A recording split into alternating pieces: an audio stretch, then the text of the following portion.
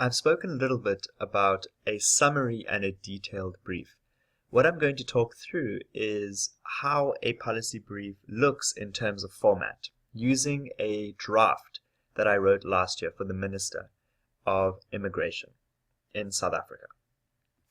To begin, every policy brief generally, and this is different for different departments and organizations, my organization stressed a letter format in the sense that they wanted to know who the policy brief was for, who wrote it, what the subject was, and when it was written.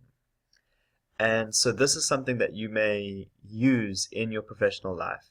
But most policy briefs that I've worked on always begin with a summary, and I'm going to talk you through how the summary is broken down. The first piece of the summary is that it talks about the policy problem right up front. And it uses the word comparatively. We understand something is a problem in compared to something else. The second thing that we do is we talk about the evidence that we organized. And we sometimes provide statistics. Most of the time we provide statistics here. Okay. Then we talk about some of the reasons why this is a policy problem. So we talk about the policy problem, we give a bit of evidence, and then we say, as the policy analyst, this is where our voice comes in. Why is this a problem? So we talk about the market failures in this case, and a lack of clear policy objectives. Then this is the meat of it. What are we going to talk about here, and what are we going to recommend?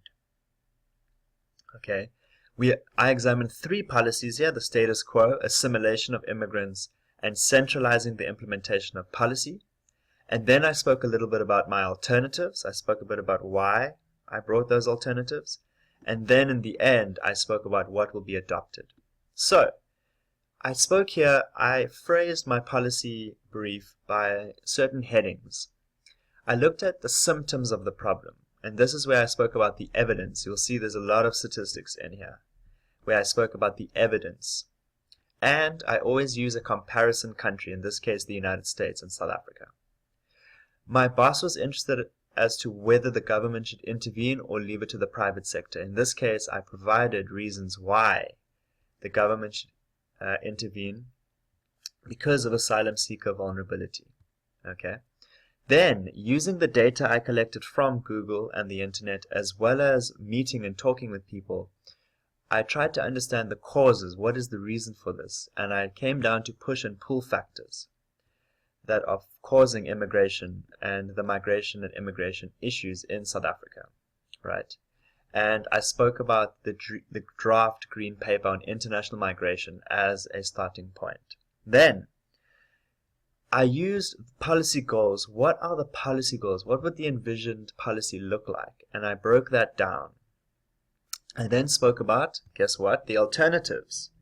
And I spoke about the policy alternatives.